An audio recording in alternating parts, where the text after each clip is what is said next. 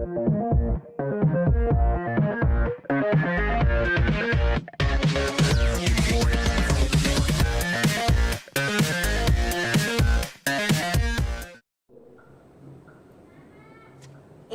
Assalamualaikum warahmatullahi wabarakatuh. Selamat sore pemirsa. Senang sekali rasanya saya Nur Rahman Darujati dapat bertemu kembali dengan Anda tentunya dalam acara Browser Obrolan Seru. Nah, hari ini kita akan mengupas tuntas mengenai informasi traveling atau untuk pemirsa yang senang bepergian gitu ya, atau backpackeran tentu dengan sisi nilai-nilai histori ataupun cerita yang unik gitu. Di segmen kali ini kita akan membahas tentang tempat-tempat atau wisata-wisata unik gitu ya yang ada di Yogyakarta. Nah, tempat ini merupakan mungkin ini bisa dibilang jarang dijamah gitu ya, atau belum banyak gitu wisatawan yang datang ini. Yaitu kita akan bicara masalah kampung. Di Yogyakarta ini terdapat salah satu kampung yang disebut dengan Kampung Pitu. Dan Kampung Pitu ini ada di Pegunungan Ngelanggeran, tepatnya di Padukuhan Tlogo, Desa Ngelanggeran, Kecamatan Patuk, Kabupaten Gunung Kidul. Langsung saja, ini dia videonya.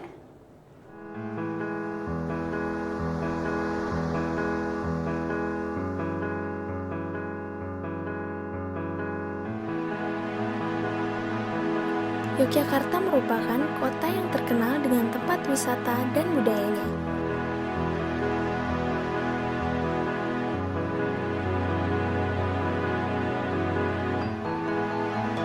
Hampir di setiap sudut kota Jogja memiliki tempat wisata yang unik dan mempesona. Terletak di sisi tenggara kota Jogja, terdapat sebuah desa yang memiliki beberapa wisata dan tradisi yang unik.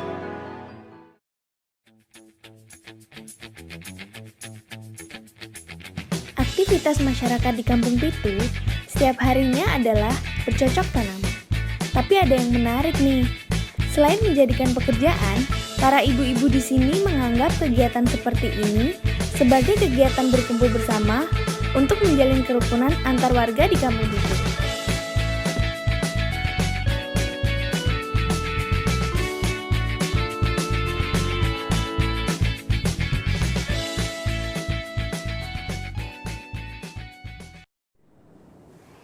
Iya, itu dia tadi videonya, dan di studio sudah ada salah satu narasumber dari Kampung Pitu sendiri ya, yang siap menemani kita di Browser Obrolan Seru sore hari ini. Dan selamat datang kepada Mas Heru. Iya, selamat sore Mas. Selamat sore.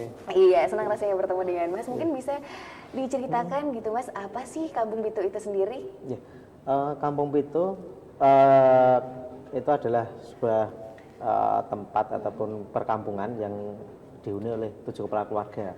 Dan berada di puncak Gunung Api Urbas di sebelah timur. Itu hanya 7 kepala keluarga. Ya, itu sejak kapan Mas? Kalau untuk pastinya tahunnya kita tidak belum bisa mengetahui pasti. Cuma kalau kita lihat dari generasi, itu yang sampai saat ini sudah 5 generasi. Ya kalau diruntut ke belakang umur ya sekitar 200-an tahun yang lalu lah, kurang lebihnya ya. Ternyata ya, ini kan masih kalau misalnya ini berarti jarang orang tahu ya Mas ya, belum banyak orang tahu ya? Belum banyak tahu, karena di sisi lain itu ada di puncak dan emang terpencil untuk lokasinya, dan kemudian untuk jangkauan ke sana juga masih sulit. Masih minim transportasinya.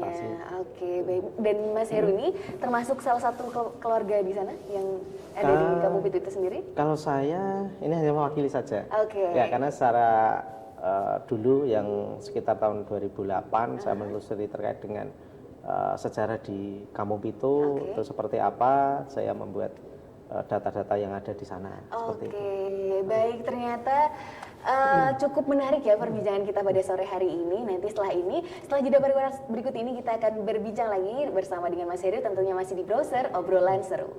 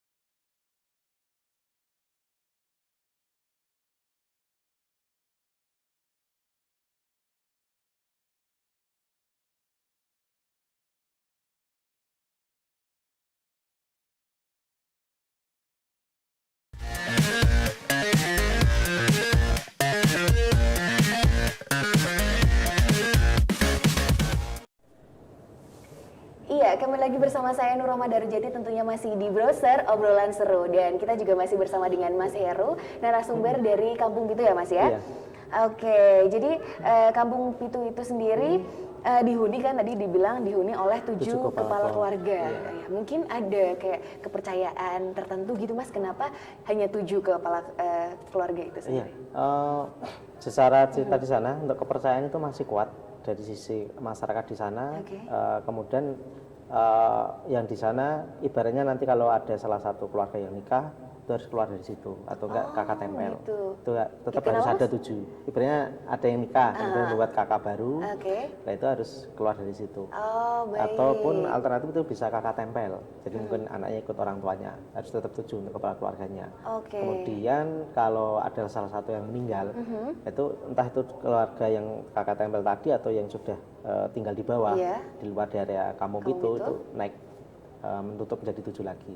Dan proses ini tidak bisa kita atur karena itu secara alami ataupun walau alam ya, dalam arti seperti itu. Oh iya. Waduh, ternyata cukup membangkitkan rasa penasaran saya nih Mas. Mungkin dari Kampung Pitu sendiri itu kayak gimana sih Mas bentuk kalau bentuk rumahnya memang seperti rumah-rumah pada umumnya atau gimana? Ya, sebenarnya kalau yang rumah dulu ya, sebenarnya dulu itu ya perkampungan sama yang ada di secara umum di Jogja. Karena Silain itu ya masih di wilayah di kota Jogja. Oke. Dan di sana ya bangunannya mayoritas limasan. Namun ada terjadi banyak pergeseran itu sejak gempa 2006 yang di Bantul. Oke. Itu di Ngelanggeran sendiri itu kena efek dari gempa di Bantul itu. Kemudian banyak bangunan yang rusak. Oke. Dari situ limasan yang mungkin identik sekarang ini sudah banyak yang berubah total. Yang dulu mungkin bambu, kemudian ada yang hanya pakai papan kayu itu, sekarang sudah tembok semua. Oke, sekarang sudah sama berarti ya Mas Iya. dengan rumah-rumah pada umumnya ya Iya, Mas ya. seperti itu. Oke, mungkin akses jalannya berarti Mas menuju ke Kampung Pitu itu sendiri hanya bisa dilewati dengan jalan kaki atau mungkin naik sepeda motor? Untuk akses ke sana, kalau dulu jalan kaki dan sisi lain harus jauh, jalannya mungkin sampai berapa 3 kilo lah, harus naik sampai ke atas. Dan di sana kalau masyarakat sana, yaitu paling kalau beli alat makanan, kebutuhan sehari-hari, kemudian perabotan dan sebagainya itu jalan kaki sampai ke atas. Namun sekarang sudah ada jalur khusus ataupun jalur untuk kendaraan, roda 2 ataupun roda 4 bisa sampai atas. Oke. Dan itu lewatnya sebelah utara Gunung Langgeran atau Gunung Api Purba. Oke, berarti naik mobil gitu Bisa. Bis Bis nggak bisa. Oh, bis nggak bisa. Jadi Berarti pengen hanya mobil pribadi Oke. ataupun kendaraan roda 2 itu. Bisa. Yang penting kondisi mesin itu harus bagus. Karena ada tanjakan tinggi, ada mau nyampe di Kampung Pitunya. Oke, mungkin mobil-mobil juga yang kalau mobil-mobil yang besar seperti yang emang tipe mobil yang besar gitu bisa untuk dimiliki Mas? Ya bisa. Bisa naik ke sampai atas bisa. Oke, ternyata sudah cukup ya Mas, Iya. sudah cukup memadai ya Iya, untuk untuk aksesnya juga transportasinya. sekarang sudah banyak diperbaiki. Sisi lain kalau dulu kan masih tanah berbatu. Sekarang sudah banyak cor rabat ataupun dicor semen sampai di atas. Jadi lebih mudah lagi. Kalau kemudian di sana listrik juga sebenarnya belum lama masuk di Kampung Pitu. Oh iya. Listrik itu 2015. Oh, baru sekitar Kalau 2-3 tahun dulu- yang lalu. Iya. Kalau dulu masyarakat itu listrik itu dari bawah, dia pakai kabel narik sampai atas. Waduh, Ya, lumayan tapi tinggi. sekarang udah Sampai atas. Iya. Alhamdulillah ya berarti ya Mas ya. Nah, setelah ini akan ada video kegiatan Mas Heru selama di Kampung Pitu itu sendiri. Ini dia. Ya, menurut cerita dari sesepuh yang ada di Kampung Pitu, bila lebih dari 7 kepala keluarga itu akan sering terjadi cekcok dengan keluarganya, kemudian tetangga, kemudian sisi lain sering sakit-sakitan, kemudian ada gangguan gaib. Itu bila terjadi lebih dari 7, ibaratnya ada 8 kakak. Itu yang nggak kuat akan terjadi seperti itu. Kemudian kalau hanya tinggal 6, ada salah satu kepala keluarga yang meninggal, itu spontanitas entah keluarga dulu yang berada di bawah ataupun yang kakak tempel dengan keluarga itu akan memisah atau menjadi 7 lagi.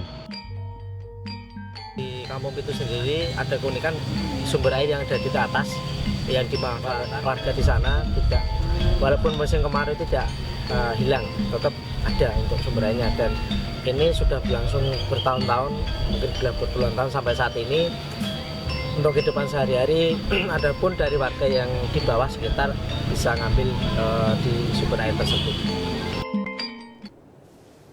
Oke, dan itu dia tadi ya Mas ya, Iya. seputar video seputar kegiatan yang ada di Kampung Pitu ya. Iya. Mungkin apa aja sih Mas tadi kegiatannya? Selain tadi ada lihat sumur ya Mas ya, itu apa Mas? Ya, kalau yang tadi sumur itu sebenarnya di sana ada namanya, itu namanya Telaga Guyangan. Oke, Telaga Guyangan. Iya, Telaga Guyangan yang Itu sejarahnya kayak gimana sejarah sih? ataupun cerita di masyarakat itu dulunya adalah telaga yang digunakan untuk pemandian Jaran Sembrani Oke. ataupun kuda gaib.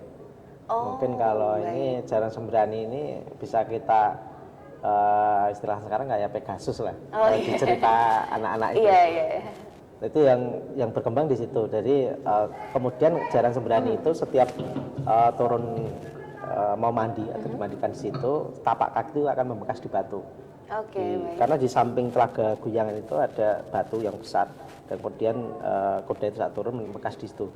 Menurut cerita dulu banyak tapak Jaran Sembrani itu yang diambil oleh kalau dulu ya orang-orang sakti lah katanya. Oh, oke. Dia hanya menggunakan mantra itu bisa lepas sendiri tapaknya. Baik, Kemudian seperti itu. Jaran Sembrani ini menurut cerita ada kendaraannya milik bidadari. Oke. Dan masih ada rangkaian yang di Gunung Purba yang sebelah barat seperti itu. Oke. Kemudian untuk Telaga Guyangan ini untuk sampai saat ini Masih berfungsi masih gitu Mas? digunakan. Kemudian airnya walaupun musim kemarau itu nggak habis dan dimanfaatkan oleh 7 kepala keluarga yang ada di sana. Oke, baik. Kemudian kalau pas musim penghujan di seputaran Telaga ini untuk area sawah. Karena dulu Telaga itu benar luas. Karena proses alam lumpur semakin banyak itu kan Iya. untuk Jadi, telaga, kemudian sumber hanya tinggal sumbernya, kemudian dibuat sematang sumur tadi Oke. untuk membatasi tidak tertutup. Iya, betul-betul. Oke, baik. Terus tadi juga ada kayak pohon-pohon apa ya Mas ya? Oh iya. Pohon kinah ya. Iya, ya, kalau pohon kinah jadi ini adalah cerita sebagai pembuka ataupun adanya Kampung Pitu. Menurut cerita kan di sana dulu ada sebuah benda pusaka yang berada di dalam kayu kinah Gadung Wulung. Oke. Nah, dari pihak keraton, menurut cerita ini dari keraton Jogja, ada salah satu yang mengetahui, kemudian membuat sayembara bagi yang kuat menjaganya akan dikasih tanah cukupnya untuk anak dan keturunan. Dan dari situ dulu yang kuat adalah Mbah Hiro Dikromo. Oke. Mbah Hiro Dikromo ini menjaga pusaka yang ada di sana, kemudian merawat seputaran di kayu kinahnya juga. Dari situ ada juga versi ataupun cerita salah satu tokoh di sana, daun kinah ini bisa jatuh sampai keraton Jogja maupun keraton Solo. Tapi Waduh. tertentu ya, nggak semuanya. Oh, Seperti gitu itu. ceritanya zaman dulu seperti Zaman itu dulu ya Mas seperti ya. itu. Oke. Nah, kemudian dari situ benda pusaka ini tidak diketahui keberadaannya. Entah itu dibuang ke keraton atau masih di situ atau pindah ke lain tempat. Oh. Dari Mbah Hiro Dikromo ini kemudian datang orang-orang sakti atau empu zaman dulu yang kuat tinggal di sana hanya 7 orang. Ya, 7 keluarga itu ya. Tujuh orang. Kemudian dari ketujuh ini yang meneruskan keturunan hanya 2 orang. Itu dari Mbah Hiro Dikromo, kemudian Mbah Tir. Yang kelima ini ada yang keluar dari situ, ada yang moksa atau mungkin secara ini meninggal bersama jasadnya, menghilang Oh, seperti itu. iya, iya, iya, iya. Dari keturunan dari Mbah Hiro Dikromo, kemudian Kyai Tir sampai saat ini. Jadi sana masih generasi kedua orang itu. Oke, kalau keunikan dari Kampung Pitu itu sendiri Mas, dia cocok nggak sih Mas untuk dijadikan tempat wisata seperti itu? Kalau untuk tempat wisata cocok Mbak, karena di sana itu ya sisi lain kita melihat histori ataupun cerita di sana juga bisa untuk camping, untuk melihat sunset, sunrise. Kemudian di sana kalau naik gunung itu nggak harus jalan kaki. Sebenarnya ada jalur jalan kakinya juga, cuma kalau yang mungkin nggak mau jalan kaki lah, Bisa untuk bisa dinaiki. sampai atas pakai kendaraan itu nggak Iya, capek-capek. baik. Dan ternyata desa wisata yang terletak di Gunung Kidul ini baru saja mendapatkan penghargaan bergengsi yakni desa wisata nomor 1 terbaik se-Indonesia dan ASEAN Community Based Tourism Award 2017 yang ini merupakan kabar baik ya Mas ya Iya, untuk sektor iya. pariwisata Pariwisata di Gunung Kidul itu sendiri. Oke, baik pemirsa, jangan kemana-mana, nanti setelah jeda pariwara berikut ini kita akan ngobrol lagi bersama dengan Mas Heru, tetap di Browser Obrolan Seru.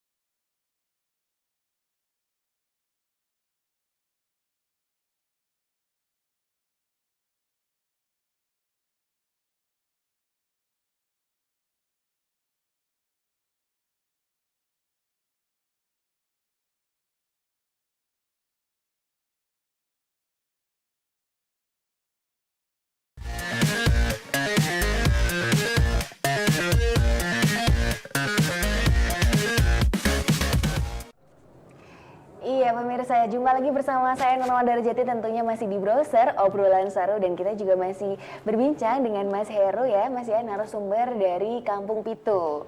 Iya, di Kampung Pitu sendiri itu merupakan bagian ya Mas ya, berarti dari desa wisata Ngelanggeran gitu. Untuk biaya masuknya Mas itu terpisah atau? Jadi untuk biaya masuk itu terpisah. Iya. Jadi kita kalau secara pengelolaan untuk manajemennya satu pintu, satu pengelola. Ya, kemudian untuk tiketnya itu sendiri, seperti Gunung Purba yang sebarat naiknya kan tiketnya 15.000, kemudian kalau malam 20.000, kemudian kalau yang di Kampung Pitu sendiri itu tiketnya 15, siang malam sama.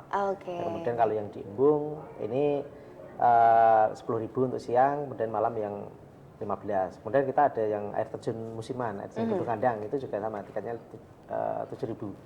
Jadi konsep yang kita bangun adalah sistem manajemen satu pintu, karena sisi lain kita ingin ada kekompakan di sisi masyarakatnya. Nanti hanya setiap lokasi ini kita ada koordinator lapangan masing-masing. Dan menurut Mas Heru sendiri mungkin cocok nggak sih Mas kalau misalnya untuk traveling kayak gitu? Cocok Mbak, di sana untuk traveling bisa ataupun cocok. Sebenarnya tinggal pilihan alternatif kan menyesuaikan. Iya, mau selera yang mana gitu ya Mas ya. Tapi di sana cocok. Turis-turis juga banyak gitu Mas, dari mancanegara gitu. Udah banyak. 2017 udah ada peningkatan setiap tahunnya. 2017 kemarin ternyata ada 1.500-an. Wah, sudah meningkat. Ternyata emang udah banyak ya Mas minatnya dari yang turis-turis mancanegara. Dan harapan dari Mas Heru sendiri untuk Kampung Pitu ke depannya seperti apa sih? Untuk Kampung Pitu harapannya Kampung Pitu yang kita kelola dengan sisi ke masyarakatnya, ini bisa masyarakat bisa merasakan dengan konsep pemberdayaannya. Ya sisi lain dari sisi masyarakat tidak hanya melihat tapi bisa ikut peran serta dalam pengembangan pariwisata di sana. Dan Kampung Pitu sendiri untuk saat ini sudah diajukan di Kementerian Pendidikan dan Kebudayaan di Dirjen Aliran Kepercayaan dan Tradisi. 2018 ini itu diajukan warisan budaya tak benda. Ya, jadi warisan budaya tak benda ini mungkin entah bulan berapa itu akan ditinjau apakah layak atau enggaknya jadi warisan budaya tak benda. Oke, dan semoga memang ini tidak hanya ini bakal terus berjalan ya Mas, Iya, langgeng gitu ya Mas ya, langgeng, ya. dan tak lekang oleh waktu gitu ya. Ya, amin. Soalnya kan memang Gunung Kidul tempatnya cukup rawan gitu ya Iya. Mas. Ya kalau Gunung Kidul sendiri kan ya banyak apa ya namanya lokasi yang sekarang punya muncul wisata baru. Iya. Dari sisi lain secara umum Gunung Kidul booming wisata. Oke. Ada banyak wisatanya, banyak pilihan alternatif ya. Ini harus kita kelola dan bagaimana ini bisa continue ataupun keberlanjutannya. Iya, betul. Karena sisi lain hanya pengelola sekarang, mungkin ada generasi selanjutnya yang bisa meneruskan pengelolaan ini dan bisa masyarakat ini memang benar-benar bisa merasakan multi efek dari pariwisata itu. Oke, baik. Iya, seperti itu pemirsa obrolan kita bersama dengan Mas Heru, narasumber dari Kampung Pitu yang ada di Desa Ngelanggeran, Gunung Kidul. Dan terima kasih Mas Ya, Heru sudah berkenan sama-sama. hadir di studio kita. Dan saya Nurul Darajati pamit undur diri. Terima kasih atas kebersamaan Anda. Terima kasih. Wassalamualaikum warahmatullahi wabarakatuh.